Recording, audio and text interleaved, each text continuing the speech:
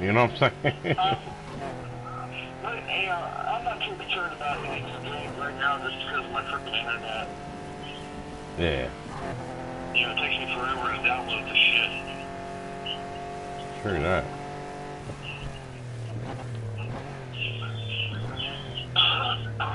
It didn't take me, a fucking year to download shit. Yeah. Yeah, because I'm kind of bored with what you call it? Marvels. I mean, it's all right, but that ain't my kind of game. You know, I tried it. I liked Thor. I think is the best one. I think personally is the best one. You know. So I'll wait for the 11 to come out. You know, the skyscraper thing. And then I'll probably get back on the Vision. Meanwhile, I'm gonna get this Mac. Once I get this to 50, I'll probably stop playing it for a minute. But I don't think it'll be hard now. I should be able to rank up pretty quickly now. I got 4 more pieces. I think I need about 2 more races. And I can actually drift now. That's gonna be the only plus about 11 is now the skyscraper. Yeah. Which, is supposedly, every time we go in there will be different. Yeah. Like, same shit Destiny's doing. When we were playing Destiny, Destiny does the same shit. You can be on the exact same board, and your board's gonna be different than the last time you played it. It's more unpredictable, you know what I mean? And they do have some simulation of drafting. You can put a drafting nitrous on, so when you do draft, your nitrous comes back a little faster. So that was a plus for the game. I'm only around the... Go ahead. I haven't, I don't know if I've missed it, or have this said when, the next update's coming out? Nah, you remember they gotta do the PTS first.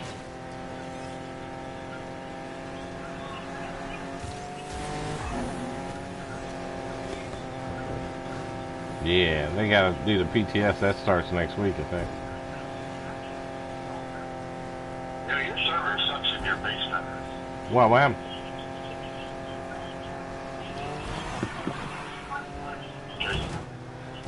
Three-quarters of your service is cut out. Oh, damn.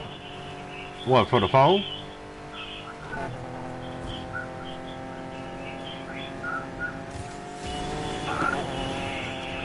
Yeah.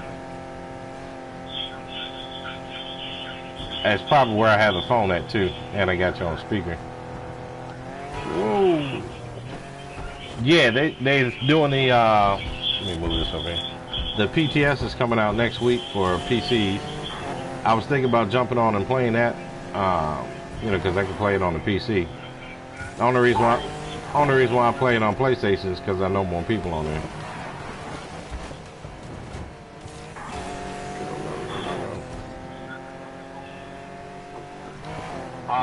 Nothing else. I mean, you play it on your computer and you can at least get a feel for it. Yeah. So that when it does come out on the PlayStation, we all start rolling, you'll already have an idea of what we need to do. Yeah. You know what I'm saying? True. So, I mean, it's a thought. Oh, yeah. Oh shit, I can drift.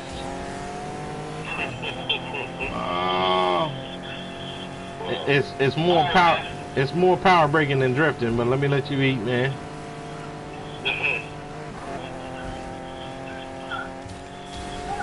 Well, I'll let you a little later. Okie dokie. Try not to run into trucks or turn into a submarine. You ain't James Bond. True that. Yeah, it's much better than what it was when I started, but it's still, instead of drifting, you're really power braking. It ain't even really a drift. You Well, know? you know, that Porsche is not a drift car. It's a road car. No, I mean, even when I set it up for drifting, you know, I've seen the best drifter, you know, on the game, and he was saying the same thing. You know, it's not a simulator. It's an arcade game. You know what I mean?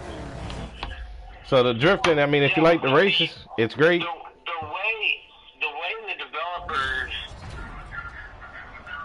made this game, from what I'm seeing, if you look when you are building that car, if you notice down there in the bottom left corner, you got that little box there, and when you are putting components, well, first off, you look at the car to begin with, and it's already a road car. Right. That little dot is, damn near the bottom of the box, straight center. Right. And then you start putting components on, and, originally, because you didn't have the money, all of your components were going to the left, which is away from the drifting. Right. You were going more towards road and track. Uh-huh. So that's why you weren't getting good drifting aspects out of it. Yeah. I wasn't even getting good power breaking out of it. Now, I haven't seen your recent build, but, if you got that little dot to go over towards the drifting aspect of it, Yeah. that could be why you're getting more drifting out of it. Yeah, because what I did was I put on all the components that would make it the best for drifting, which, was from the net, because the guy was saying you don't even want to use drift components. Only thing you want drifting is on the differential, and that and the tires. I was like, really? Damn, that's fucked up. That's why he thinks it needs some work, he said, As far as a racing game, no, it's not bad. Well, like I said, I think the developers, they tried to make this game somewhat on the realistic aspect, where, it depends on the component. First off, it depends on the car itself, the base model of the car, and then it depends on the components that you actually put into it. And everything you were putting into it was based on road and track. Oh, yeah. Yeah. And, in my opinion, okay, that's fine, road and track, but a lot of your races were in the rain. Yeah. Guess what? The ass end of that car should be sliding around. Exactly. Not to mention, I hit another car, it shouldn't be spinning out. Yeah, I mean, I noticed when me and Buster and Sean was playing, because Sean was doing 160, I was right behind him, and he turned on a dime. I'm like, wow. 90-degree turn, he turned that shit on a dime. I was like, oh, Lord. Nah, not at 160, bro. Yeah. Not at 160. He said the same thing, because he has both games, so he's played both of them. And, he was saying control-wise, playability, well, he really couldn't give Heat. He's, any, between the two, he wouldn't have did Heat. He would have preferred everybody to get paid back also. I'm like, yeah, because this plays more like fucking Gran Turismo to me. You hit a car, you can't dent the car. It's crazy. I'll do a comparison after this one. I'll pull it up on the net, so I'll let them see it for themselves. I mean, I know they like to play it. I told them I'll share play and let you play it, man. You tell me. I want to take the car all the way to 50 and get get it to as high as you possibly can get it before I make a full assessment. You know what I'm saying?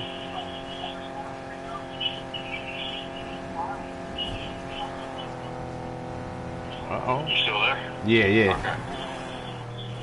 So, yeah. It was silent for a little bit longer than it usually is. Oh, damn. Yeah, I was saying I want to, get the car get the game as far as I can get it before I make a, full assessment of it. Because, of course, if you ain't got the car and, you know, when you pick cars in Payback, you have to pick what you're using the car for. Do you want this to be your default drift car, off-road car? And I think that's why there's so many selections, because, you know, they're giving you options based on what driving style. So, you know, you've almost got to set up, you know, 3 or 4 different cars for the different styles of racing. Yeah, because I did that in Payback. In Payback, I got 3 of the same cars.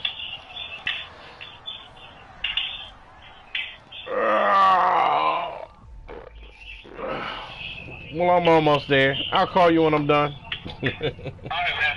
All right, Captain. Later. Birds.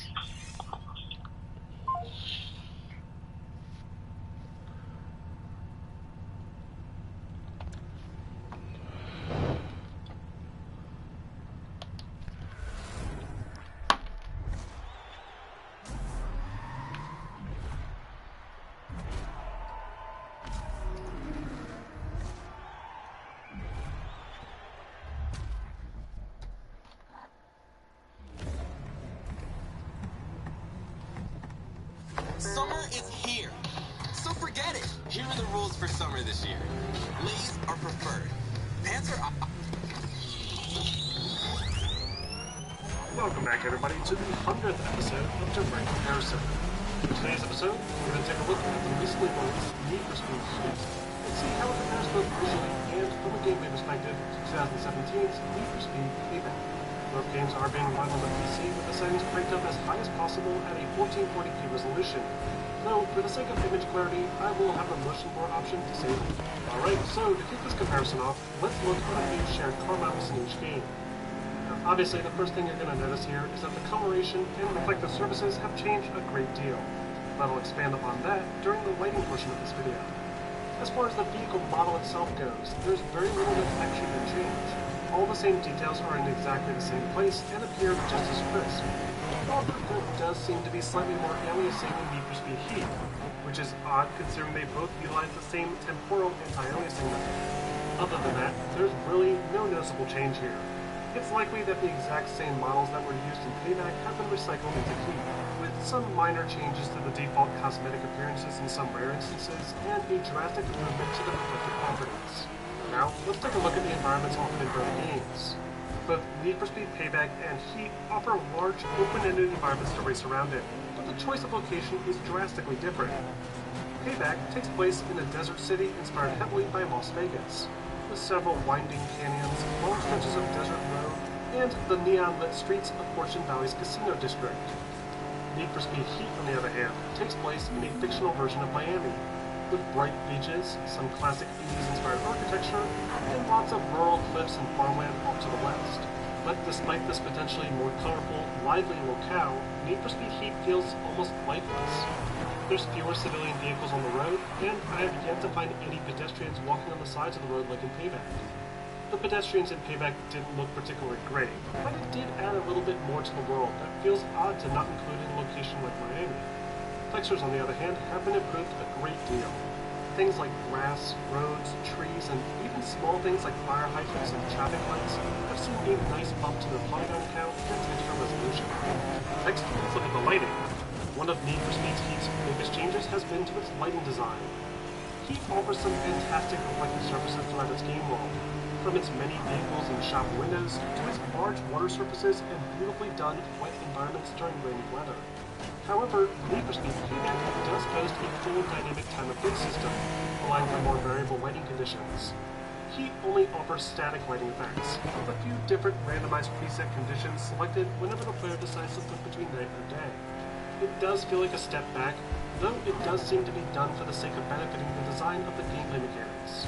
The lighting quality itself is still mostly the same, with minimal volumetric properties, but still some decent God ray implementation. And the new reflective surfaces really help make the experience feel more immersive than before. Because the lighting is now static, Ghost games were able to improve the shadow quality of environmental objects significantly, with softer edges that appear more natural. Unfortunately, the nighttime shadow effects are still disappointing, as streetlights still fail to cast shadows of the player's vehicle. though daytime shadow projections of players' vehicles appear more diffused and realistic this time around, and the shadow render distance has been extended. Next up, let's talk special effects.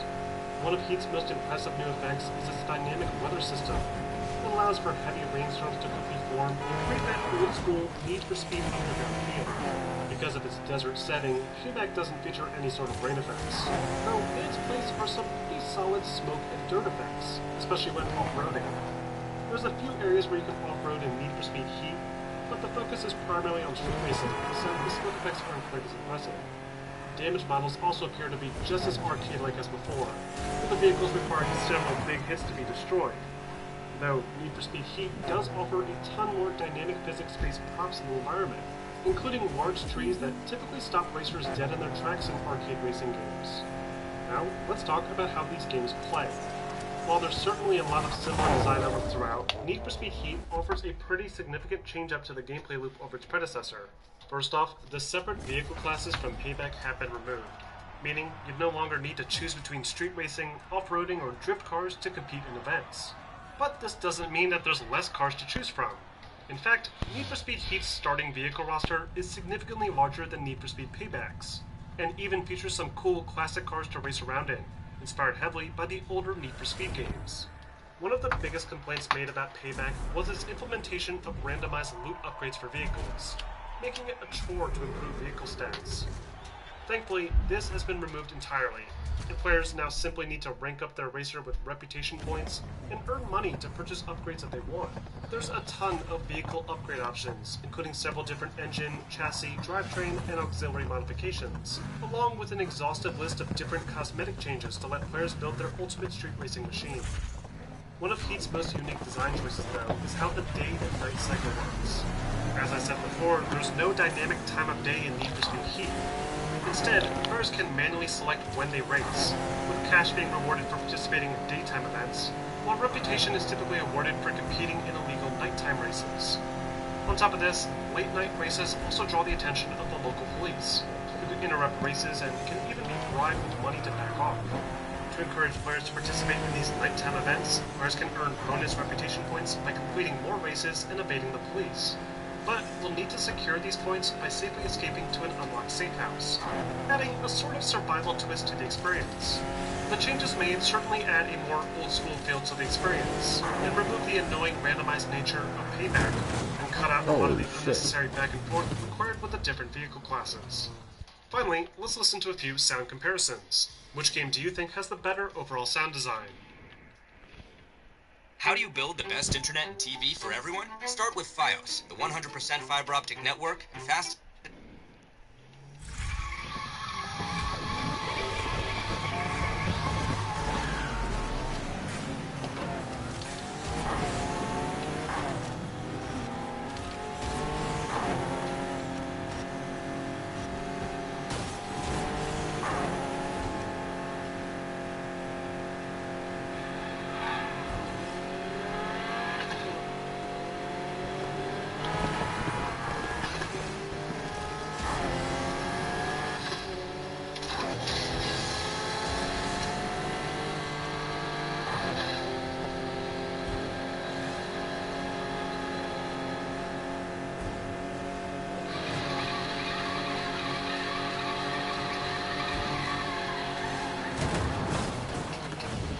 Are you kidding me? Oh, driving on water now.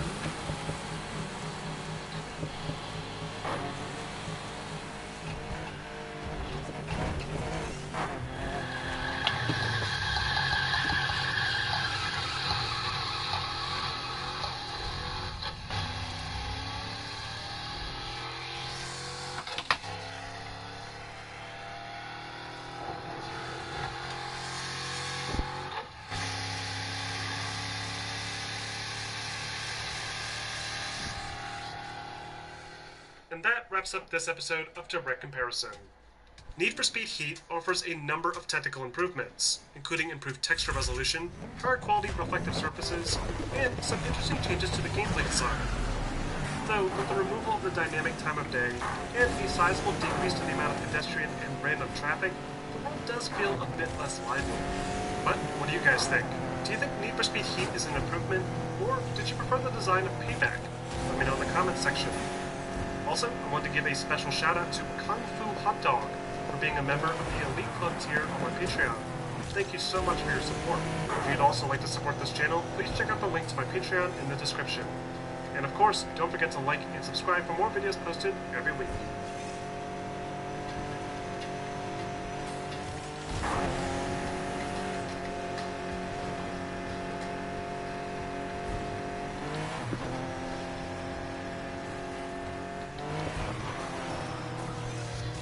More than 20 million people use Grammarly every day to improve their writing.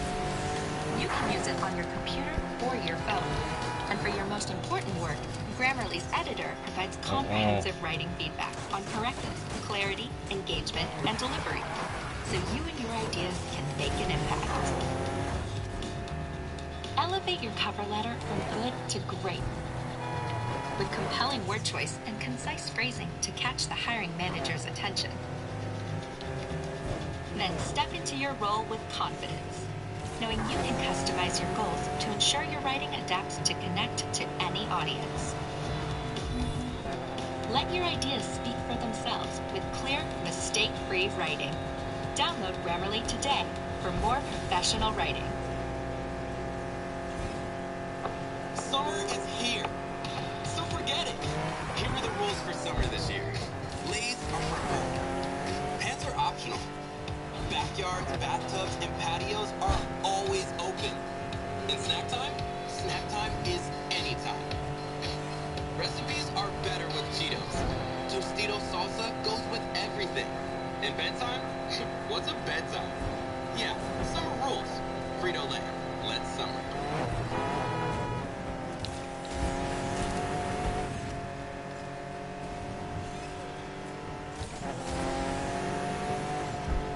Grammarly can help you write quickly and confidently, so you never have to slow down at work. Instant corrections make your writing mistake-free, while keeping it short, sweet, and fitting in tone. Join more than 20 million people who use Grammarly to write better every day. Go to Grammarly.com to download. People love superheroes. That's the stuff. Oh, great. Cool.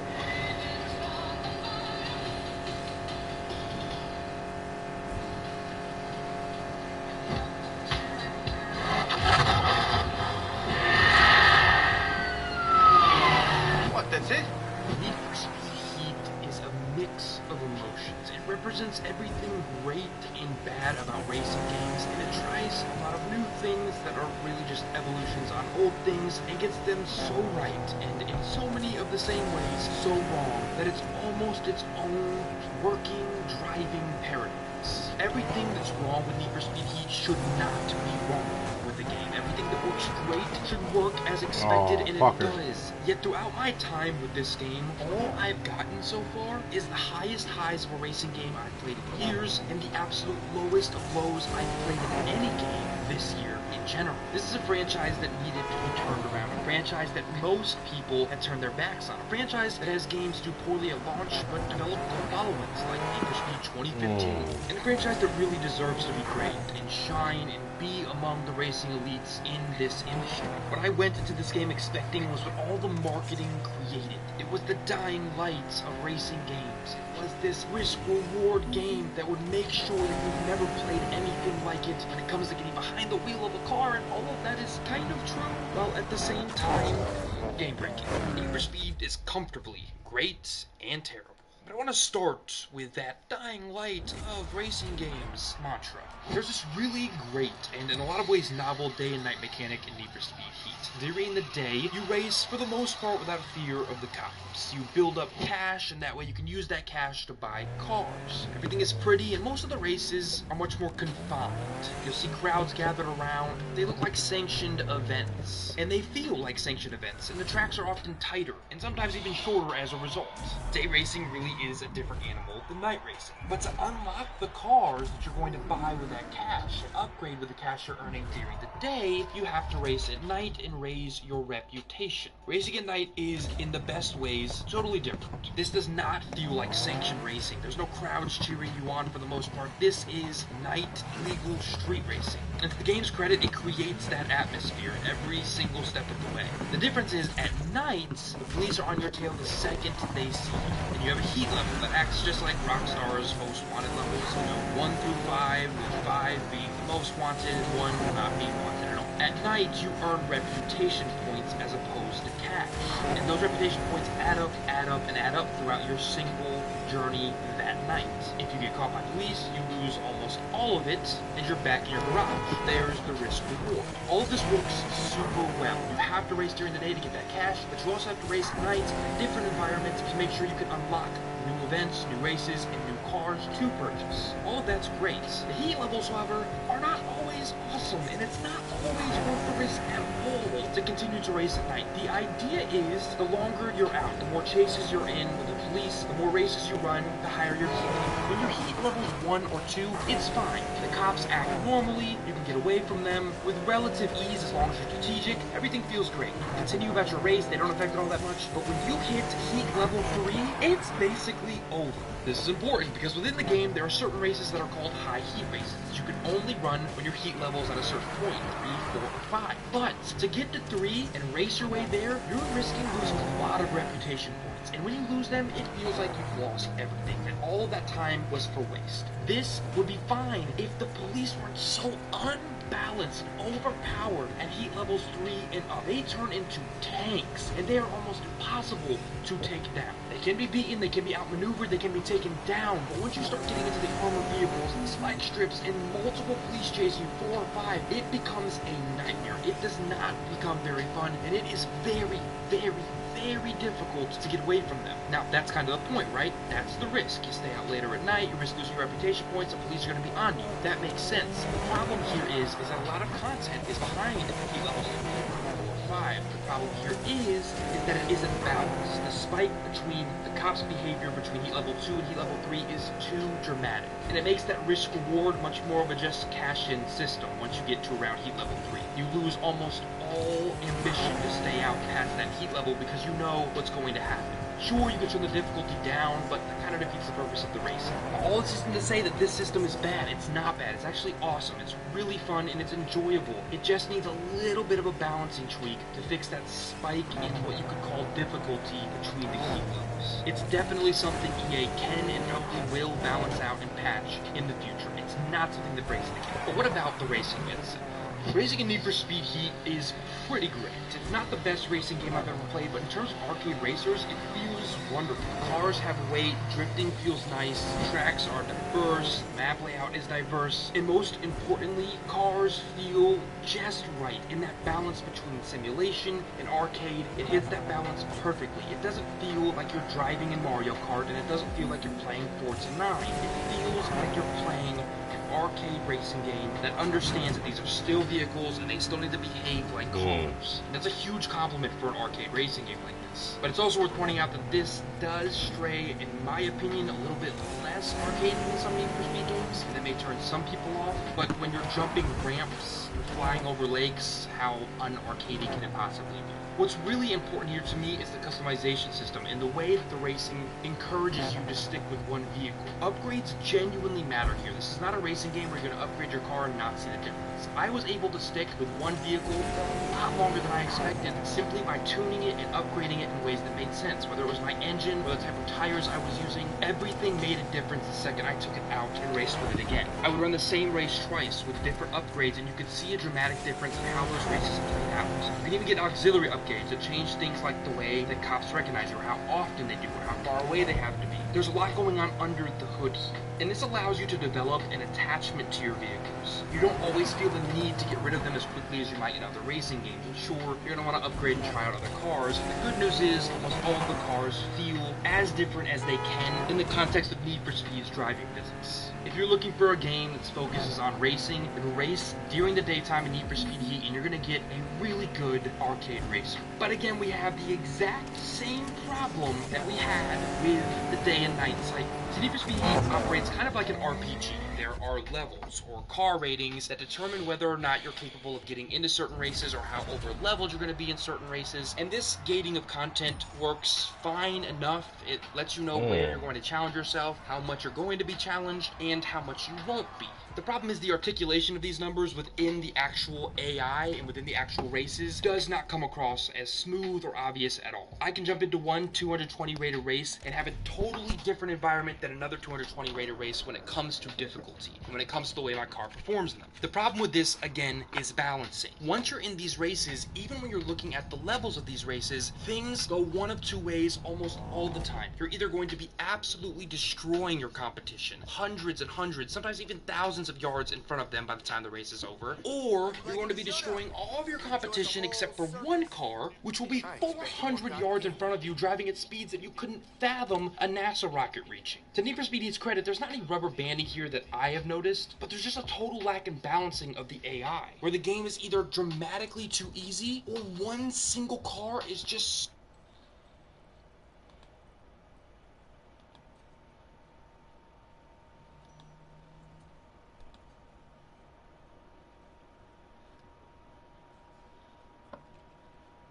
so much faster than every... Oh, shit.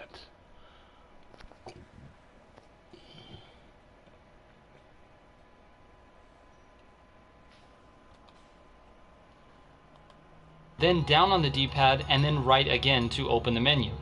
In the live tuning menu, you have 4 options.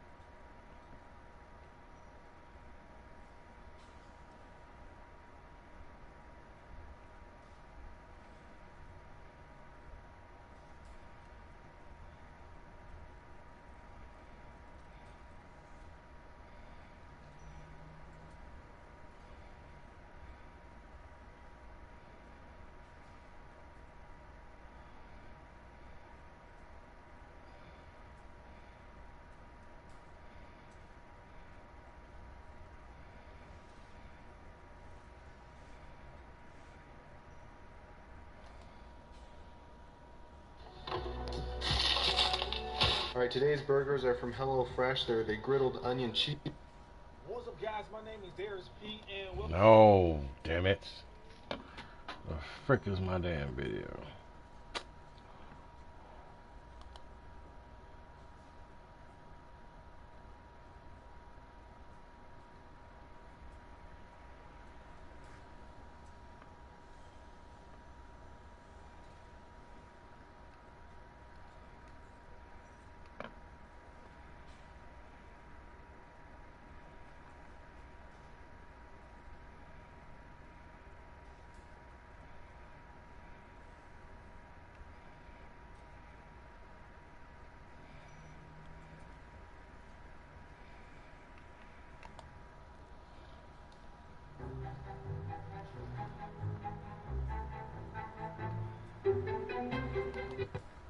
Welcome to the Militia Gaming community. I'm Trigger.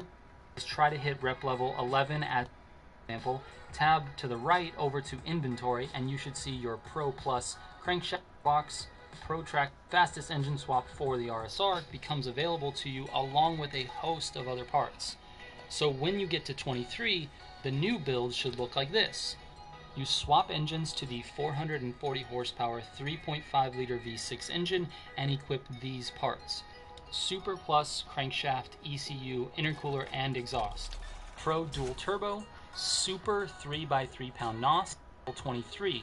At level 23, the fastest engine swap for the RSR becomes available to you along with a host of other parts. So when you get to 23, the new build should look like this. You swap engines to the 440 horsepower 3.5 liter V6 engine and equip these parts: Super Plus crankshaft, ECU,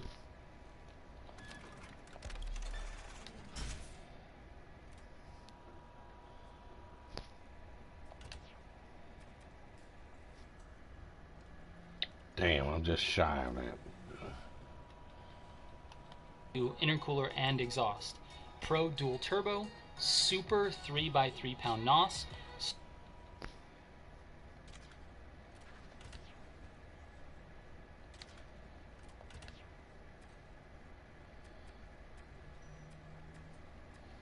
That's the one you need.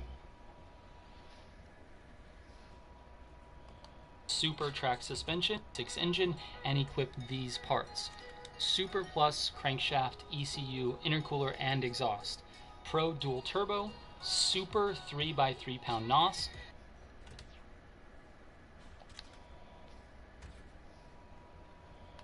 Super track suspension,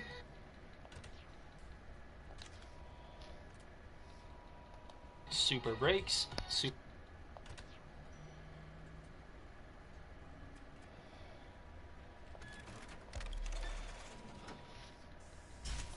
track tires, Super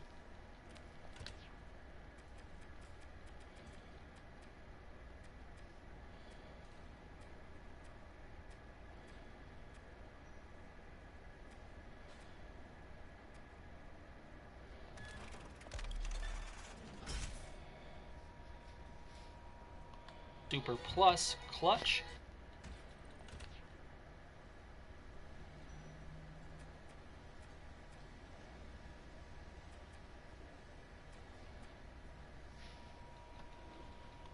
Elite gearbox, and Super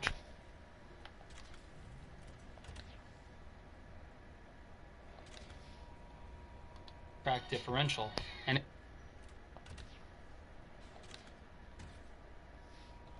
again, I would run kill switch jammer and radar. Kill switch jammer.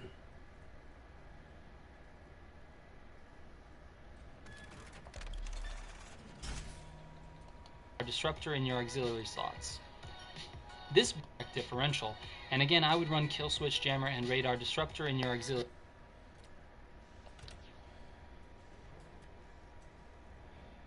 10 grand. Then I'm set. One more race, buddy.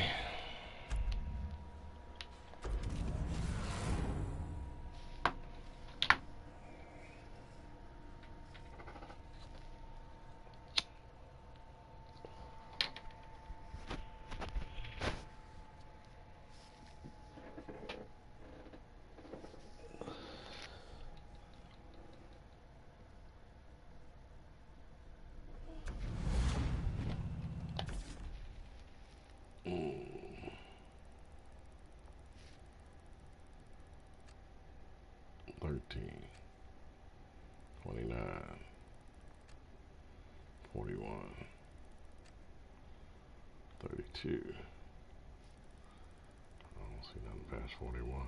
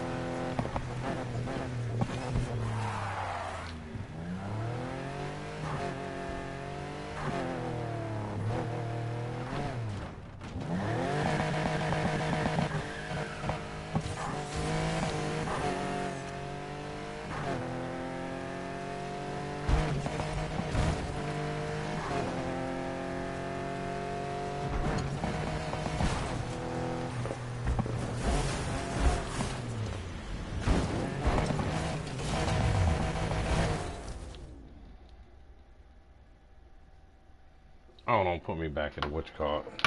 It sure did. Oh no, that's good.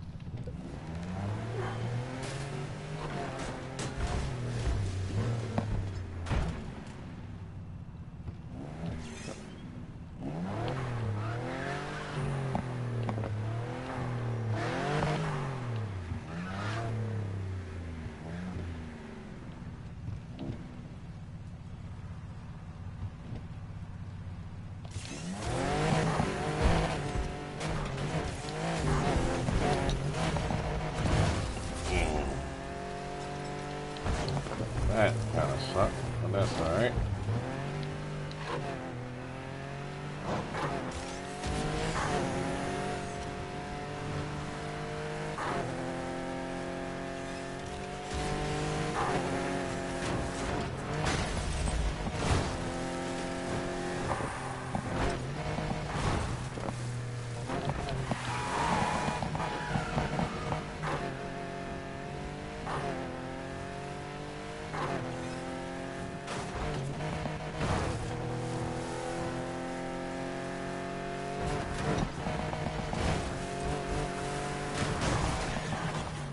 Oh, that sucked.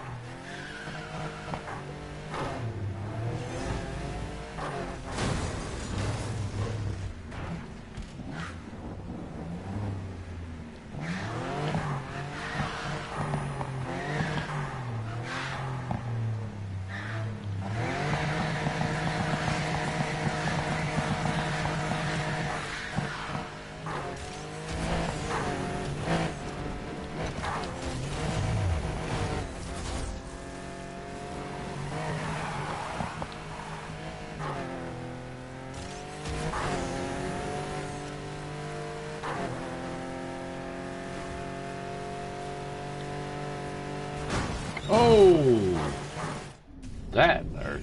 Hopefully it puts me back on the bridge. There you go.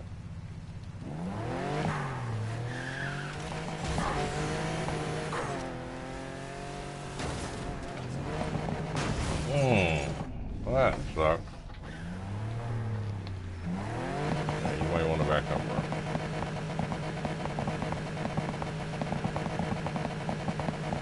Alright, that should be enough.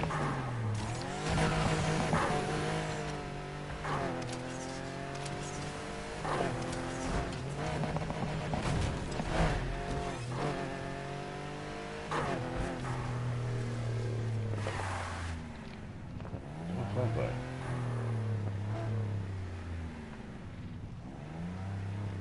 I don't know who that is. Sure, it can't be nothing but money, right? So yeah, I'm gonna take this.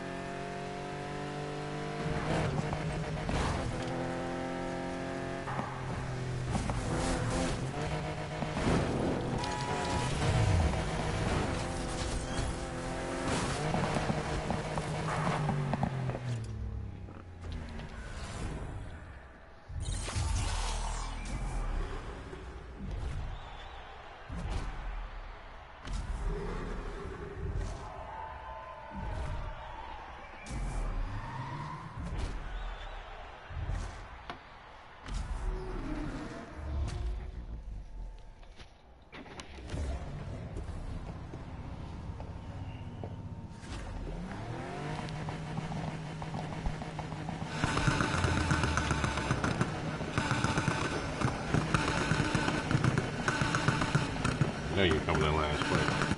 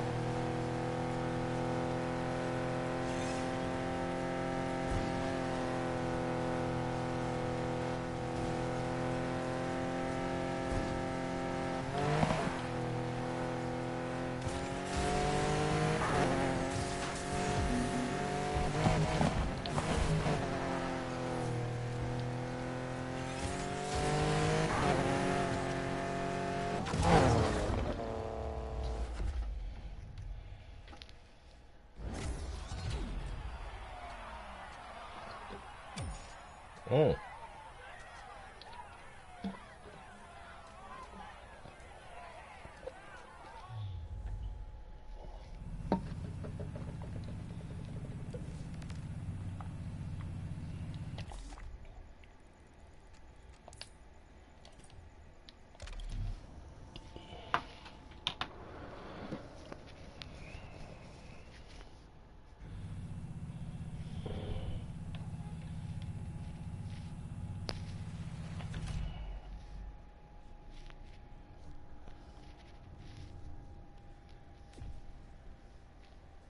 Racing can be pretty hard when you're starting out, but enjoy it. Plus. Bro.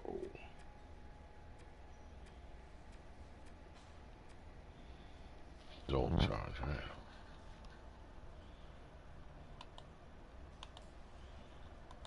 Pro Dual Turbo, Pro Dual Turbo.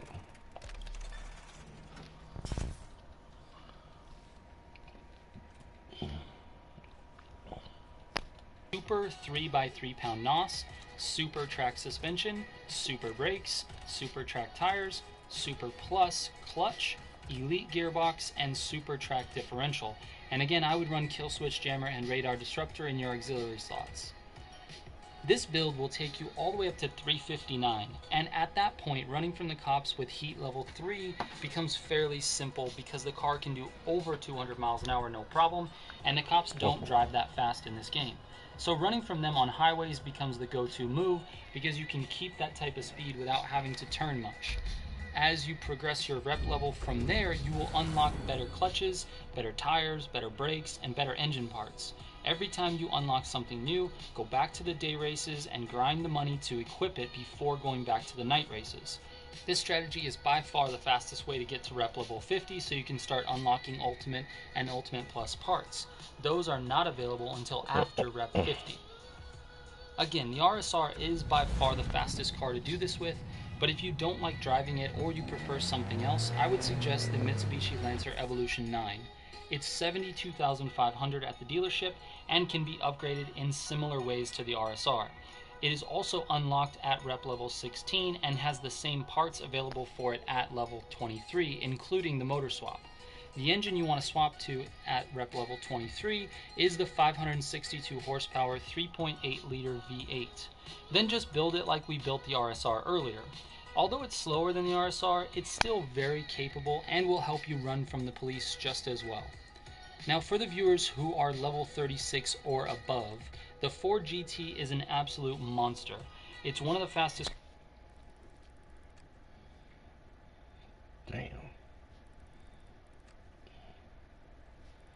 7, 6, 8, 10.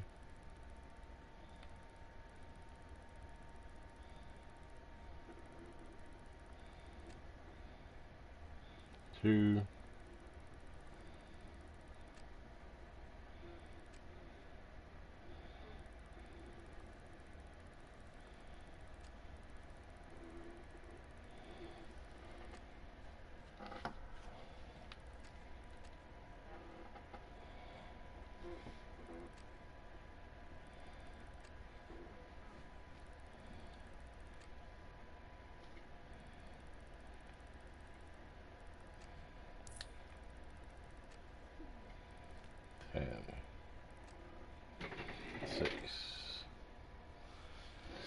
7.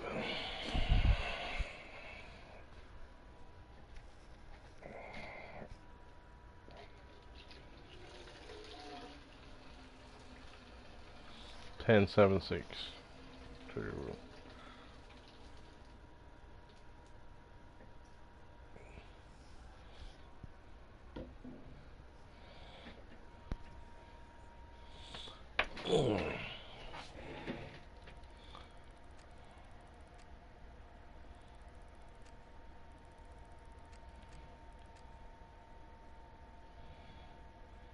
Four.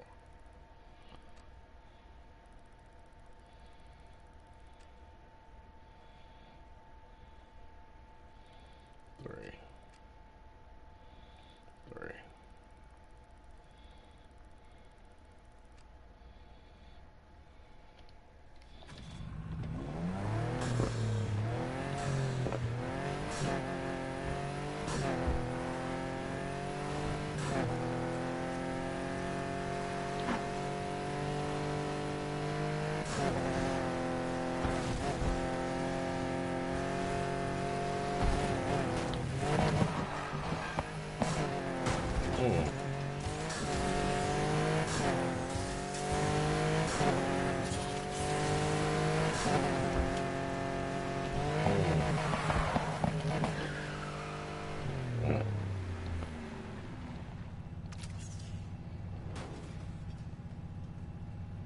Oh, so it is on gas.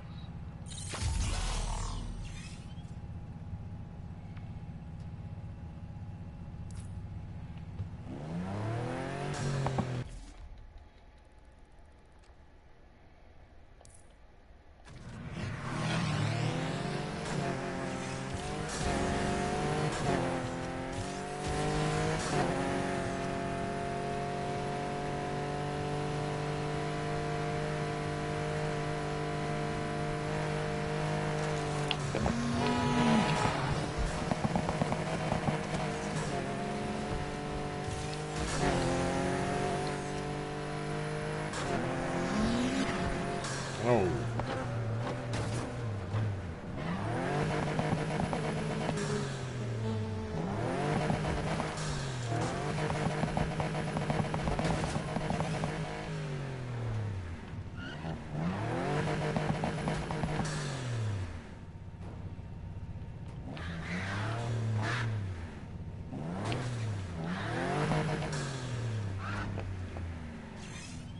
Running. Okay, rep game. How do you open it and start it?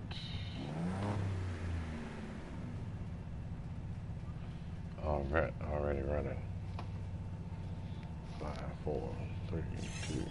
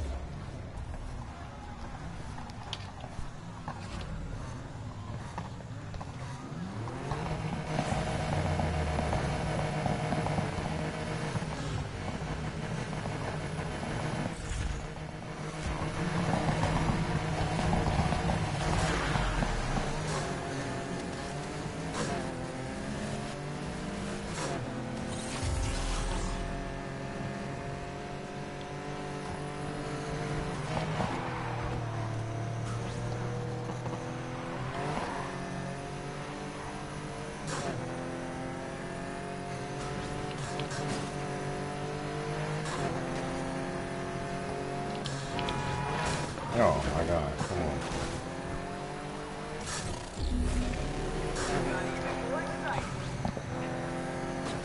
Get the shit off my damn board. Round up the crew and send them my way. All right, everyone, the hunt is on. Go get them.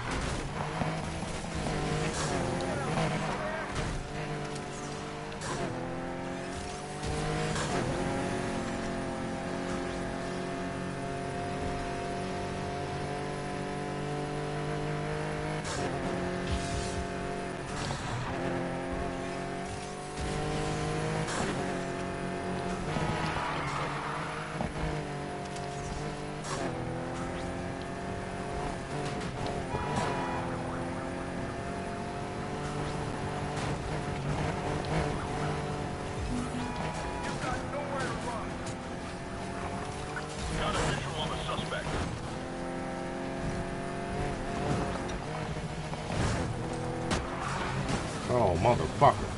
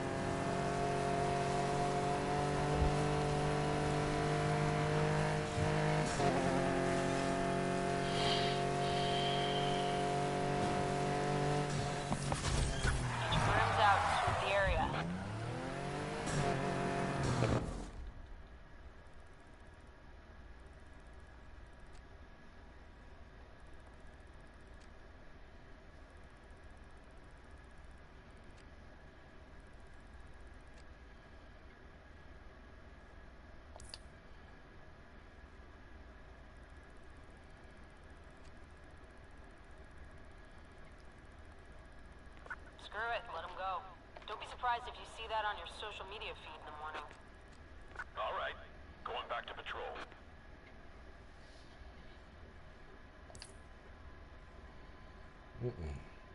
It's locked. Wow.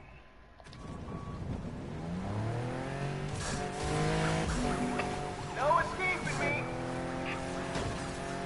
Look what we got here. I'm seeing the vehicle we chased earlier.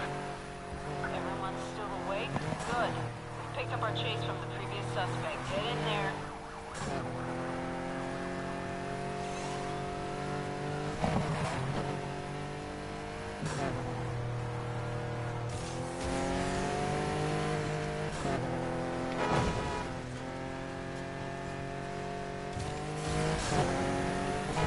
Damn it! None of our... I found him. Repeat, I have eyes on their vehicle.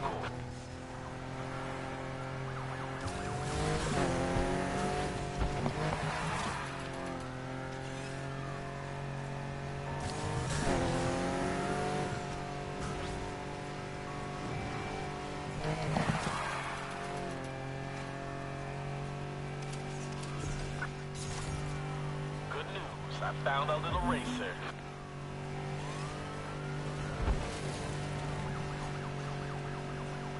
I'm here to finish what you morons started.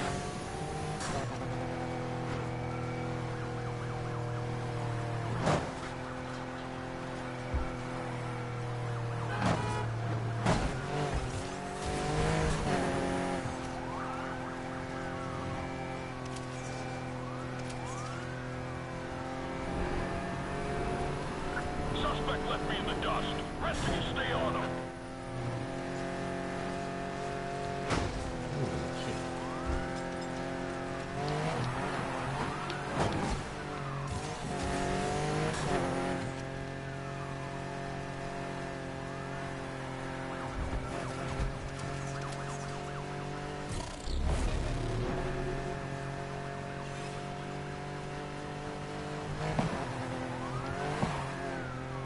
Come on, send some backup. Reinforced vehicles onward.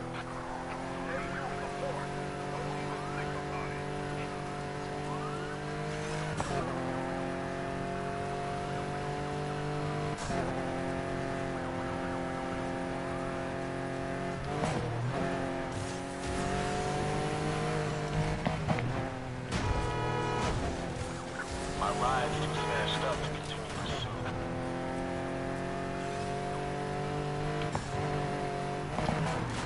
I'm here to do the work you can't finish.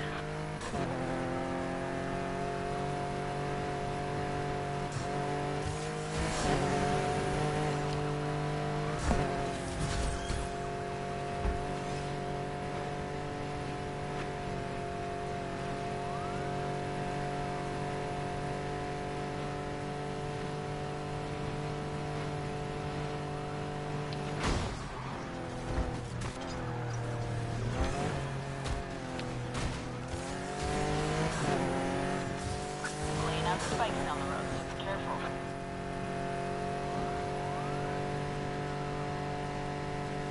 I do not like being this far behind a car I'm trying to chase.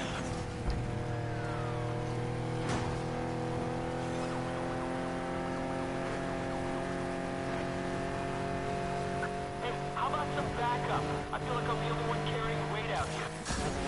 Called them a few more patrol cars to help you this time. The drivers managed to break line of sight. You turn this into a hide and seek, go find them.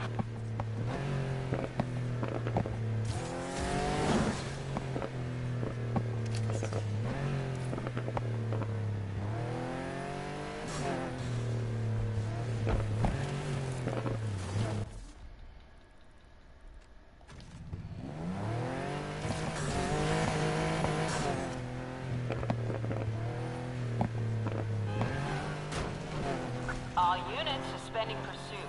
Don't know how, but they got away. Copy. I'll get back to patrol.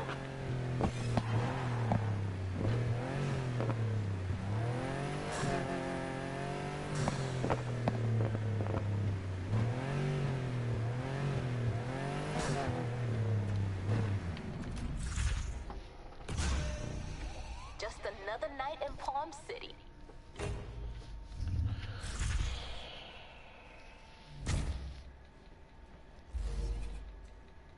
Got a few new parts for you. Wish I could sneak you some more, but that's the kind of shit that gets the place closed down.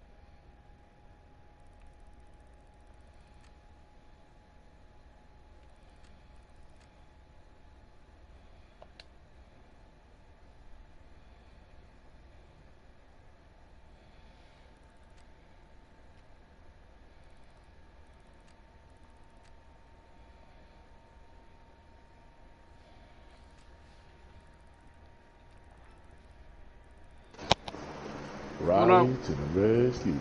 What you doing, buddy? Not much. Shit. What you playing? Little Warframe. Oh, Warframe. Damn. What you up to? Playing Need for Speed Heat. I see that. Why can't you ping this motherfucker? Play your options. What made you go back? Oh, I never played Need for Speed Heat. Everyone, really? Yeah, everyone else. First go around? Yeah, everyone else was playing it. I like Payback. He was. I don't know. I haven't played Payback. The graphics are better. The gameplay is definitely better. You played football before, right? You played like Madden and shit like that before? Yeah. Alright. Well, Madden is like, if you remember 2002 versus 2011, the gameplay for 2011 wasn't as good as 2002. It's, you know, it's the game. I stopped playing Madden after a while because it got too ridiculous. Yeah. Like, it was just fun the way it was, and then all of a sudden it was like, okay. Or think of it like, you play Breakpoint, right? Ghost Recon Breakpoint? Yeah, I played that. Okay, so what I like about Breakpoint is like you can do like the stealth thing and all that. As far as like the rolling and things like that, the gameplay for Division is better. You know what I mean? Where the hell is this motherfucker, boy? I want to get into his police chase so I can rank my shit up real quick. Oh, if he's smart, he's gonna come over here anyway. Lucky. Yeah, I had to give Division a break, man. Me too. That's why I'm not. I don't know why it just happened. Now I'm back to Warframe, which I haven't played in a long time. It's just not the same. Bottle. You know, once they come out with the update, it might be a little bit better. That's 6, that's 10. 10 looks better to me. 10, can I get any higher than 10? Can I 10? 10, 10 and a half, 10. Alright, we're going to 10. Now locations. What's close to 10? Not a damn thing. I'm close to 10. Let's go to 10. Yeah, I mean, I think what really got me was they got, I made a status effect build. You know, that's maxed out. And the shit don't fucking work, man. It works when it wants to work. You know, it ain't like you could play it and say, you know, I was playing this saying, well, maybe I'm not hitting it at the right time. You know what I mean? So I had the Val mask, I had the Eclipse and all the Eclipse on. You know, so even if they don't consider the Pestilence to be a status effect, it should still work different than what is working. You know what I'm saying? I tried running NSYNC with it. Now it does, for some weird reason, it does seem to work more often if I run a weapon with NSYNC on it. You know what I'm saying? I can actually get the, you know, I light the first guy up and I can pretty much get everybody in the room. But, nah, man. And PvP was a joke, so. I'm like, wow. I don't mind getting in there, you know, trying to get a build together and all that. But I'm like, you know, because I run with, you play with Wolf and Do Dirt and shit, right? No. Wow, you never played with Wolf and Do Dirt? Oh, yeah. Well, Do Dirt's pretty good in the Dark Zone, and Wolf is, like, phenomenal in the Dark Zone. That motherfucker is real good in the Dark Zone. So, we, you know, we get in there and they talking shit. Well, yeah, you know, I got to make you a PvP build and blah, blah, blah. You know, you got to play different. I said, well, don't get it wrong. It ain't like I can't drop you. Man, you can't drop me. I said, look, put anything on that you want. I don't care how much motherfucking armor you got. Put anything on that you want. I bet you I'll kill you one shot. You have to show them. So I put the, you know, after I killed the son first. I one shot at him. And then he got smart. He put Unbreakable on. So it took me 2 shots. Okay. But he was like, you know, he's thinking I'm saying sniping, and I'm the average motherfucking sniper. I'm a quick scoper. I don't care if you run. I like it when you roll. You know what I'm saying? I'm shooting where you're gonna be, not where you at. You know, I ain't gonna sit there. That's why focus don't work for me. You know, a focus don't work for the fuck either.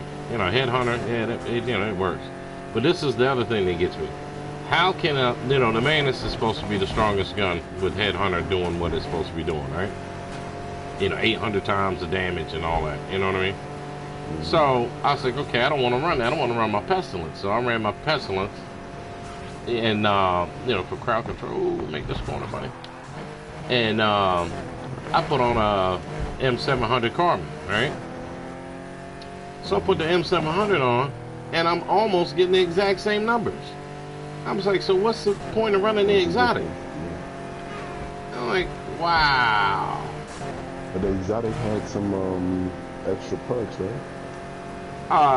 Yeah, well, yeah, you're supposed to get your decoy back faster. But that's pretty much all it did for me was I got my decoy back faster. I'm like, it's not that often I really even have to use the motherfucker, so. I'm like, nah. Same thing, you know, the D1 did. You know, D1, they come out with Hunter's Faith or whatever the hell it was. And, you know, where it's supposed to stack up and all that. Oh my God, this is doing all right. So, you know, I put that shit on. I got a sniper rifle. I'm getting, you know, 1/2 mil crit shots. So I get 4 of those to take down one of the cleaners, you know, in the dark zone.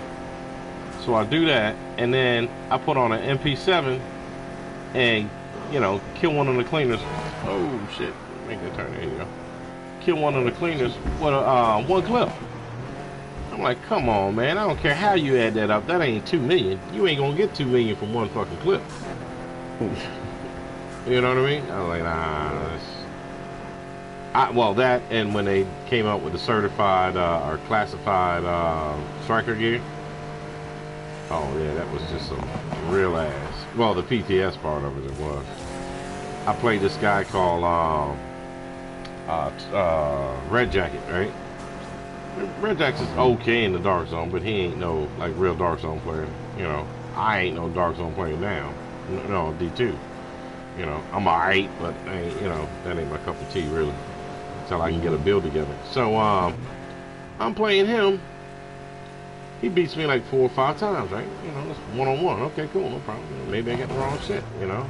Because I made sure if I was going to use the you know, classified shit, all my rolls were going to be better than him, and they were giving the gear set away, so it wasn't like you had to do anything. You just had to keep going and going and going until you got what you wanted, right? So boom, you know, my shit, you know, much better than what he got on. So he killed me like 3 times, and then my boy Cod jumps in. So Cod jumps in. He's got the reclaimer set on. And this motherfucker killed me again. So he killed me like 9 more times, man. I ain't kill him once. I ain't get 1 fucking kill, right? I'm like, damn, I can't take his armor off. You know what I'm saying? So once they, you know, he's gonna run out of med kits before I run out of med kits. This motherfucker ain't even using a med kit. I'm like, what the hell? I don't know what this guy got on. So Cod drops us a reclaimer box. 4 rogues show up. He drops me, drops Cod, and all 4 of the rogues. I'm like, wow, dude, I got much respect for you. I don't know what the fuck you wearing and what you doing, but you is the shit. I can't, you know, and he's not in God mode because you can see that he actually is taking a little bit of damage, right? Oh, what? Oh. Yeah. Like I said, my build was better than his. So I'm really trying to figure out what he's doing. Just trying to figure out how. Yeah.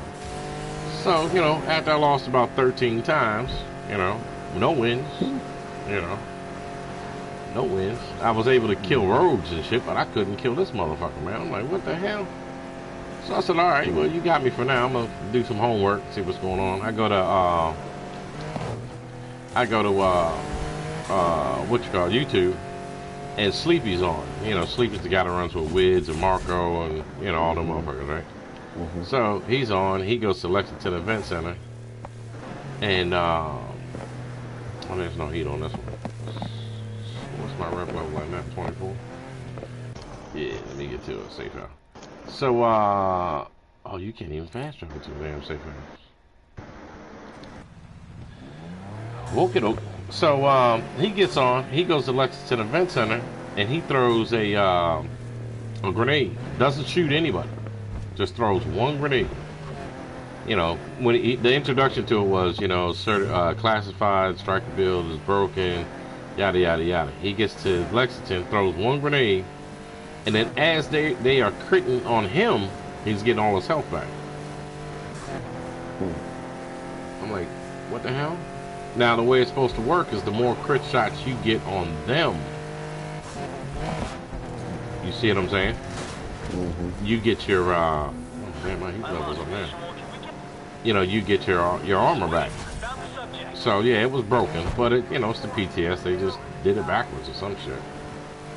I'm like, wow. Oh, next thing I did was I went to the dark zone once I knew that, and I stood in the middle of the street and let everybody shoot me.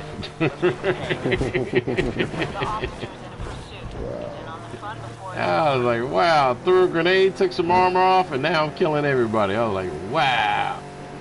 I could have ranked up to 99, man, as long as I was there, man. I said, shit, I'm going to take advantage of it. Too bad you can't keep it when it comes out. You know what I mean? So yeah, I just, you know, got tired of that. You know, the only thing that makes Division 2 better than Division 1, in my opinion, and it's just my opinion, is that the only place you really got to worry about them really cheating you is in the dark zone. You know what I mean? And that's because people are using these fucking Zen boxes and shit like that. Because that one dude, I shot him 4 times in the head with a fucking Mantis, and it didn't take one bar. Not one bar. Oh, I was like, oh, hold on, no, man, no, it's definitely over. Not one bar with a sniper rifle, headshots, with 800% more damage? Nah, something's wrong, bro.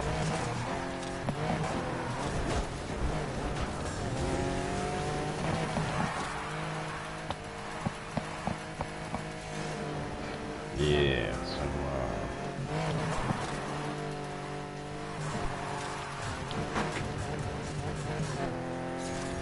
alright, let me focus on who I need to get. Alright, well, let's finish up something I've already started. So yeah, I'm getting ready to go get my dad. So I'll be getting off anyway. I gotta oh, sorry, I was just talking out loud. Oh. Sorry about that. I was just like, I was just talking. What?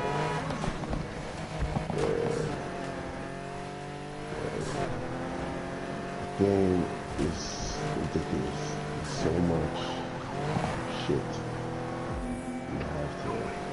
God damn. I can't see him. Oh my god. You guys see him? Whoa. Spread out and search for that vehicle. They can't have gotten far. Oh, it's backwards.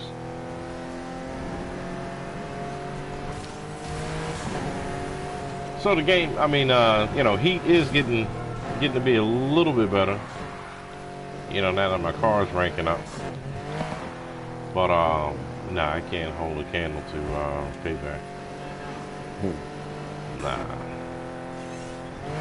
Nobody's got eyes on the suspect, so I'm calling it a The one wash. thing that I do like is that they separated it. Like they got this card system in Payback, to where, you know, when you win, you get, you know, you pick a card and you can trade that card in to get what you need. All right, where's this turn at? Right here. Yeah, right here.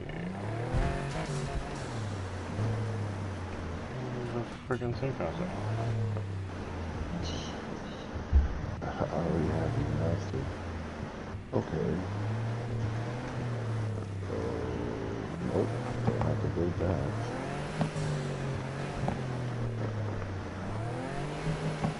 What about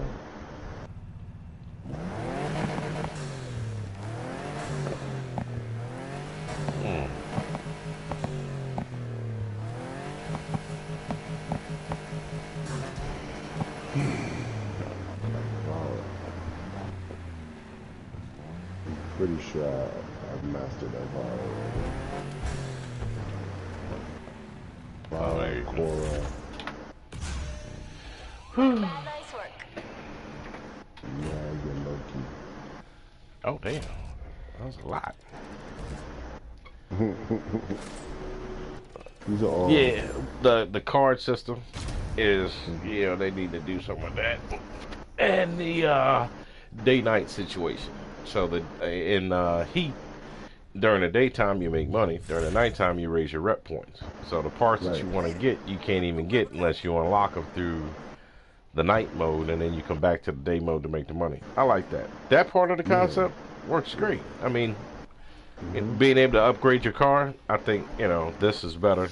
You know, Heat's better or faster, easier, you know, to do it than Payback. But gameplay wise, nah. All right, I got one for you. Gran Turismo versus Gran Turismo versus Most Wanted. Need for Speed Most Wanted. Gran Turismo? I never really played Gran Turismo either. Alright, GTA versus Need for Speed Most Wanted. Need for Speed. I didn't play Most Wanted. I played the Heat. You only played Heat? Yeah. Oh, shit. Sorry. Yeah, I only played Heat, and I played, what was the other one I used to play back in the day? Midnight Club. Alright, I think Heat's better than Midnight Club. What do you think? Yeah, I think so. I mean, Midnight Club was an old game, but I liked Midnight Club because it wasn't. Heat is trying to be a little bit more realistic. Midnight Club was more like you had like all these boosts and fire, and like it was almost like you could customize the car with like slipstream. You know what I mean? Yeah. They had like different mechanics at play. That's why I liked it. You know what I mean? I think the gameplay. I think Nightclub was more like driving ability was more simulated than Heat. Heat seems to be very arcadish to me. And the reason why I say that is even more than Nightclub. Oh yeah. Sean made 100 at 160 miles an hour, made a 90-degree turn, and he only had to tap the brake once, bro. I don't know what kind of car was he using. There ain't a car on this planet, bro, that can make a 90-degree turn at 160 miles an hour. Agreed. But that's what but I haven't seen that in Heat. So tell me, what car was he using? Oh, not the Bugatti. What's the other one? I gotta ask him. I got it in the stream. But he hit that long, man. I'm like, wow. So I'm like, okay.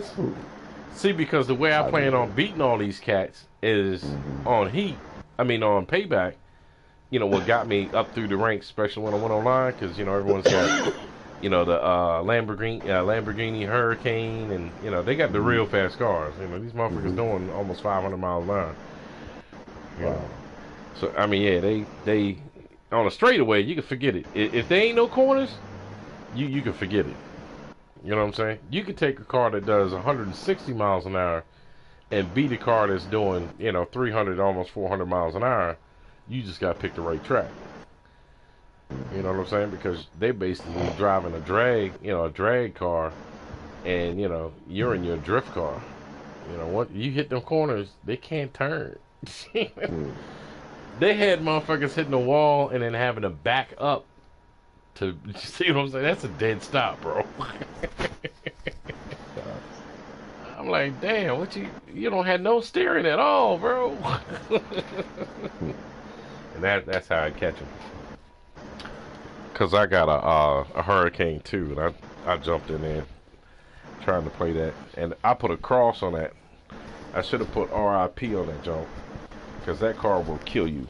It's fast, but it's just too fast. There ain't no way to turn. I'm like, wow, there is no way to turn. If you don't drift it, if you don't power brake into your corners, you ain't making them turns, bro. Speed kills when it comes to corners. You know what I mean? Now you get a car that has, you ain't got to put traction control on it, but as long as you gripping the corner, being able to make the corner, even if you slide the ass in out, something gonna have some kind of grip. Yeah, you all right? So what I did for shits and giggles was I was streaming, and Hell Central, you know, one of our guys, and he's looking at it, he's like, yeah, Riley, you need some work, man. I was like, yeah, you damn right. It's gonna take me a minute to get used to this one. You know, of course, you know, I'm starting out with a basic car, so I can only expect it to do so much. And then I took the stream off and switched games, and he was like, damn, if you could drive in Heat like you do on Payback, I don't see too many people gonna be able to catch you, man. Because you're out driving them, you know. You know. They got this one little decal that you can put on, and I'm looking at the game, you know, the gamer board, and it was only like the top 1% of that motherfucking gaming board could even keep up with me when we was racing. That was a challenge, and I would always catch them in the corners, man. As long as they could beat me on any track except for corner tracks. You know, and you know how you set them up. You get them on a regular track, you know, let them hit the straightaways and whip your ass. Well, you ain't gonna let them whoop your ass. They just gonna whoop your ass. You know. I fight for it. And then you put them on something with some corners, and then the game becomes yours.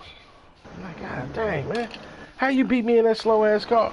Cause I wasn't running in this shit. because I have control. You know. What the hell is this? Stop critical code process died. Okay, so I can get sound. And I already have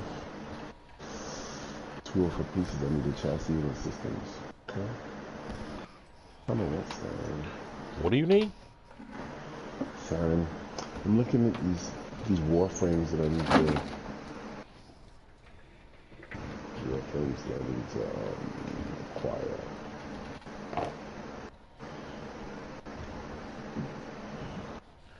Man, this computer is kicking my ass.